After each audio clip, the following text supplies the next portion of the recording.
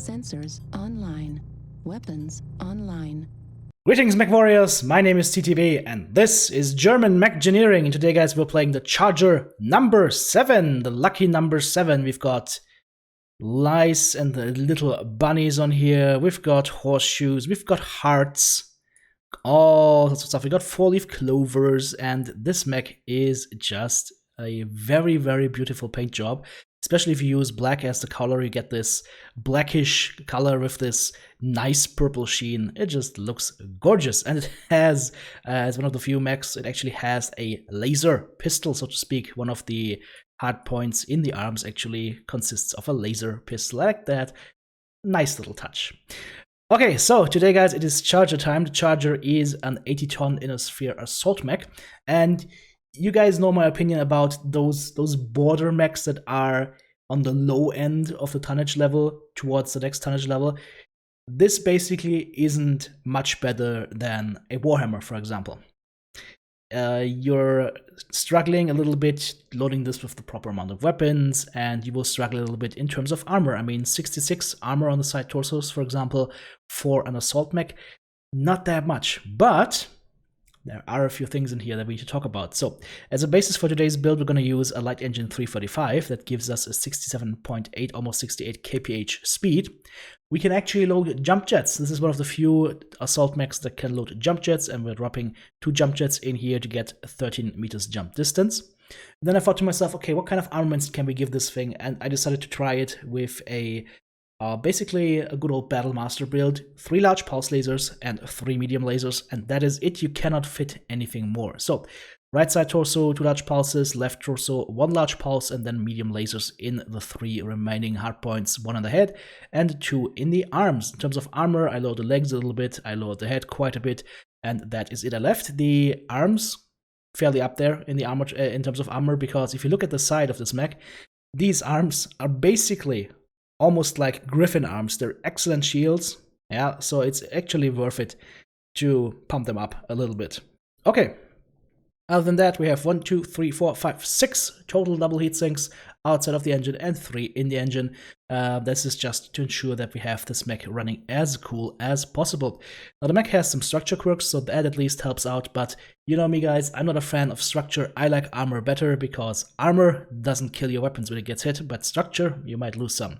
Okay, let's jump into the skill tree for this mech, and I haven't fully built this out. This is what I used for the video. Of course, you want to make sure that you are a little bit more tanky, so let's build the skill tree here real quick. Sometimes I like to do this in the video directly, because some of you guys don't really understand correctly how to build these mechs or what goes into them. So I think it's a nice opportunity to go ahead and showcase this once more. So what I'm doing right now is I've built out the left side of the armor tree already. I've also built out the operations tree, and now we're basically left with double cool shot and cool shot cooldown. We'll keep that as a given. We have the full operations tree, so we're running as cool and we have as much heat scale as possible. And we have the firepower tree. Since we're only using laser weapons, we want to make sure we have laser duration 1 through 4. And we also got some of the heat gen nodes in here. Okay, so now the rest is purely optional. We have about, what is that, 23 points left. And we could put them into survival. So for example, we can go into survival down this route, get the rest of the armor nodes, and then we end up with 13 points left. And with 13 points, you could still go ahead and, for example, get a little bit of radar derp. Let's say we take this, and then we take this node, and now we have 3 nodes available. It's not enough to get to seismic on the other side, but we can get the seismic node here. And then we have 2 nodes left. And so we could go ahead to take skeletal density here and here. And that would be a finished skill tree. Very, very simple, guys. We have laser duration because we're using lasers only. We have some of the heat gen nodes here as well, a little bit of range. We have most of the survival tree for tankiness. And we have operations, so we don't overheat as easily, and that we run a little bit more cool in our mech. And we've got 3 nodes of radar derp and 1 node of seismic sensor, plus double cool shot with cool shot cooldown and an artillery strike or a UAV. And if we now go into our build, we have a look, 75 on the side torso looks a little bit better, CT 111 even better, and the structure 65 side torso, 90 on the CT, also looking a lot better. And that is the finished build, guys. let's go ahead and have a look on how we did with this build. But as you saw from the intro already, some people think that I am cursed. The question is just, can I curse the enemies back? Find out now. Well guys, it is high bundle rift time and we are marching towards the Charlie 3 area. Let's try and find some targets over there, use our large pulses to engage. Well, there we go, shooting a Uziel already. Maybe get a secondary salvo into the cataphract down below. And just try and hold this area here. Nice shot into the enemy Highlander, and we're falling back a little bit. Do take note guys, this is again, as I said, without the operations tree. So you will see that your own mech, if you're playing this, is gonna run a little bit more cool and you're gonna be able to shoot a little bit more and make sure that you get those shots into target. This mech excels at taking away components of enemy mechs. So if you see an open component or if you see a damaged component on an enemy, that is where you want to strike. Always go for weak spots on the enemy targets if you have a pinpoint accuracy heat scan weapon like large pulses or medium lasers. And I'm trying to find some targets here, maybe go towards the middle here, join with my Marauder to Alpha. Notice how I'm going behind him. I'm actually leaving enough space so that he can walk. Shooting the enemy Direwolf Ultraviolet on the CT.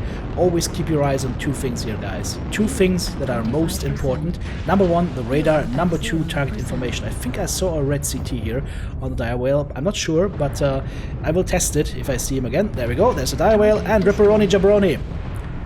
Pay attention to those enemy paper dolls and remember who's damaged and who isn't. That is very important guys, and that can give you an insane edge in battle. I saw that the enemy Ultraviolet number 2 is already damaged, side torso is damaged, CT is damaged, so let's go ahead, give him a nice alpha onto the side torso red and side torso dead. As I said guys, pay attention to what the damage is looking like on enemy mechs and then shoot the exact weak spots. You will go ahead and really increase the amount of kills you get, and you're gonna increase the amount of components that you're shooting down. Okay. Downstairs we've got a Blood Asp on the right hand corner, Charlie 2, and also some more targets in Delta 3. 5 kills over 2 up, so that's looking good for us. Shooting the Blood Asp. Unfortunately I don't know how healthy he is because there is no target information yet. Trying to get behind my teammate, and no, we're not pushing here, so maybe, just maybe, I have to go towards Delta 3. But I'm very nervous about the Blood Asp behind me, and rightfully so because he can easily chew up my mech from behind.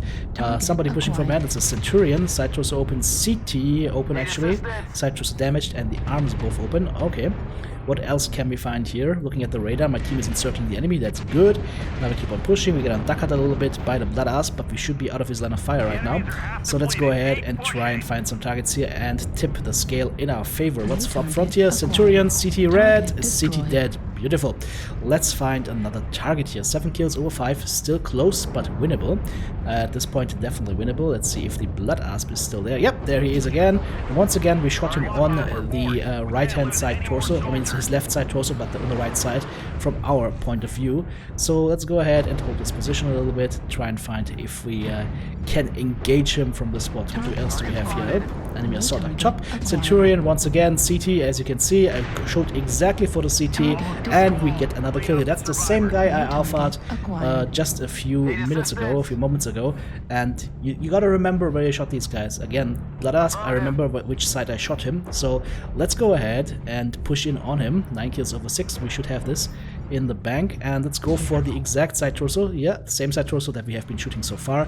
It should be very open, if not ready to drop right now. That's why I'm jump jetting here, trying to find whether I could shoot him from up here, but unfortunately, nope. He's moving on.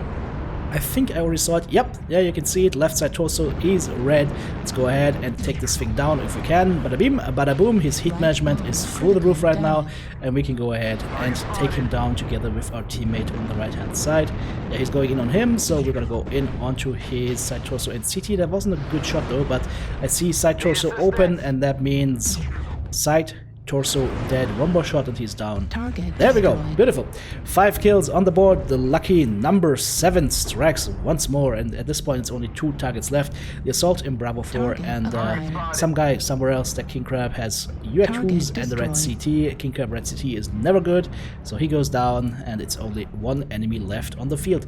Now guys, I can promise you we won't have insane damage numbers. We are limited in range, we are limited in the amount of damage that we can put out, but what we can do is put our out that damage pinpoint onto a target, and that can be very, very powerful if you know where to aim and if you remember which enemies are damaged and where they are damaged. Let's go ahead, shoot the enemy. What is that? That's a Hellbringer over there, and the teammate takes him down with the Marauder 2. And that is the first match, guys. So let's go ahead and see how we did, but that was a fun match. That actually allowed me to showcase something which I'm very happy about. 5 killing blows, 6 assists, 1 solo kill, 1 KMPD, 584 damage done, and 10 components taken out. As you can see, the ratio between killing blows and damage dealt is actually extremely close. About 110 damage per kill, and that is really nice. The Marauder did a great job shooting down enemy armor, but didn't get as many kills. Overall, between the two of us, 2/3 of the enemy team dead. And if you like this content, guys, check out my Patreon page, become a member of Team TTB.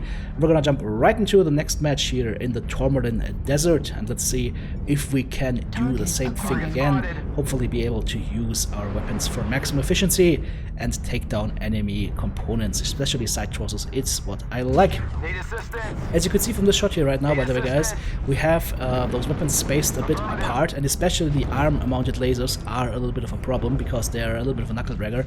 So all in all, this doesn't make this mech easy to play. Like, the Battlemaster is definitely the superior platform. The only thing the Battlemaster does not have is the ability to jump jet, but you can kind of forgo this if you look at how high up in the shoulders the Battlemaster weapons actually are. So the enemy team is pushing from the Echo 7, Echo 6 area towards the center of the castle.